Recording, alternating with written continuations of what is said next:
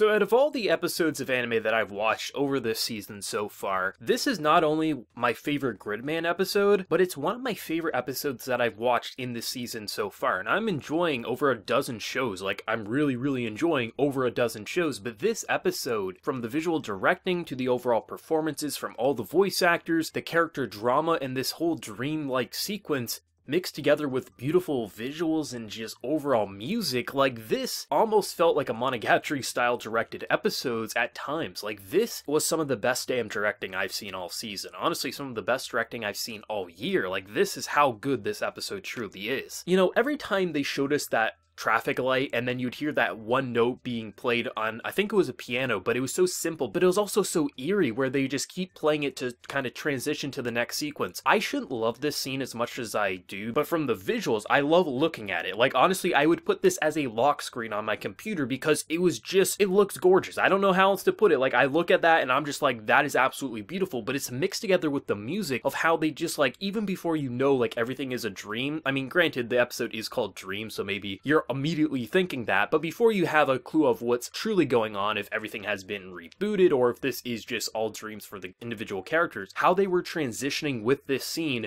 and it pops up like 5 times in the episode, was so perfect, and it's something that I would expect from a Shaft production, primarily the Monogatari series, where that's the type of stuff they put you on an image that really has no significance, but it's nice to ease you into these other scenes. Perfectly done. Like honestly, it's exceptionally well done. All the dreams and how, you know, we have Akane, who is just this character who's living in her own dream, trying to craft this world that is perfect, that fits her beliefs, that fits exactly how she wants it to function, and no matter what, even when she creates things, as she's saying that everything is created, including our main boy Yuta, which is a very interesting twist because I thought at least Yuta would be real, but if everyone really is fake in this world and they're going against her, that has to hurt her even more, knowing that her paradise world that she has control over, that she's playing God, she can't even make that work to fit her beliefs and what she wants to happen. And just seeing how they never stuck to one visual style in this episode. They constantly played around with each dream sequence, having its own flair, having its own style of directing, how they would do close-ups on faces, how they would just pan away and just do all these really creative twists. It honestly felt like an artist having an absolute blast coming up with how to storyboard something like this, because you really have to make it feel unnerving, as if it feels familiar. We're seeing stuff from the first episode, just instead of it being with Rika, it's now with Akane. You're seeing stuff with Utsumi, you're also seeing stuff with Rika, and each of them felt completely different. It felt familiar, like these are repeat scenes that we've seen before, but now they're being played out as if they're how she actually wanted them to be executed,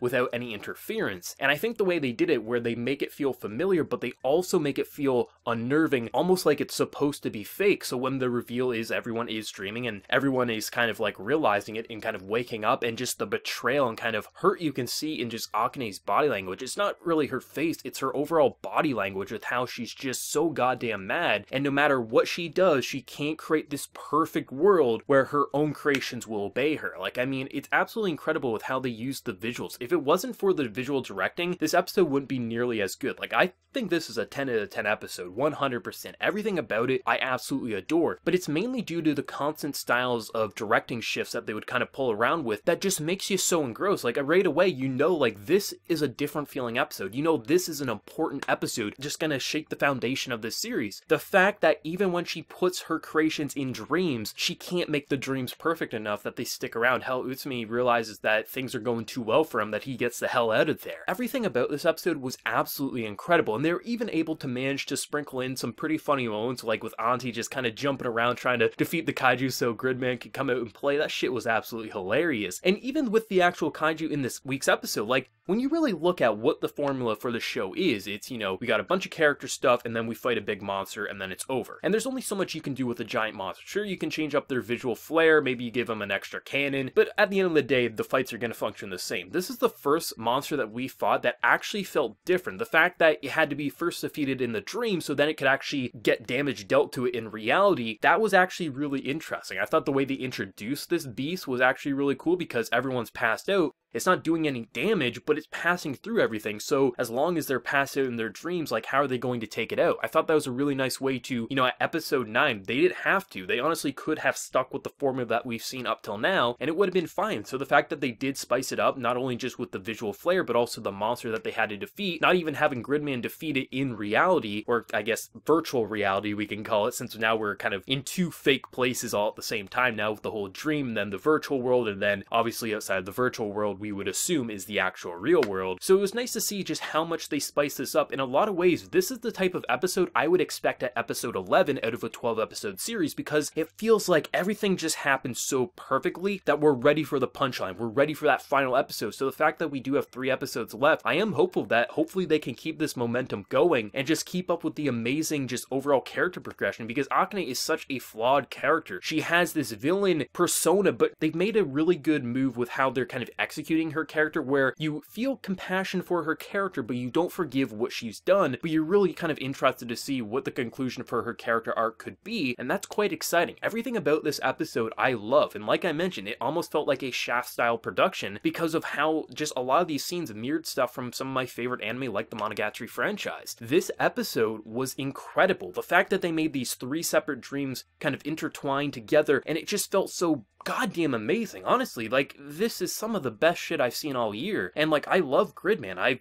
liked every single episode. I don't think I've ever been overly harsh on this series past a couple of visuals here or there, but this episode felt like a step above. Like, if Gridman was here, this episode, it's in heaven right now, because that's how much I adore this episode. Absolutely incredible. I'm really excited to see, like, what Alexis is going to do, because he was pretty proud of that creation, and that creation wasn't good enough. When is he going to throw her under the bus? Because it's bound to happen. I feel like this dude is going to stab her on the back, and then Yuta and the gang are going to stop him. Like, I'm interested to see where this series is going to go over its last few episodes. Let me know whatever you thought of this week's episode of Gridman down in that comment section below. Did you love it as much as myself, or did you find it a little lackluster? Let me know whatever you're feeling, and be sure to like the video if you did enjoy, and also hit that subscribe button if you want to see more content from me in the future. So until next time, everyone, please take care and have a good one.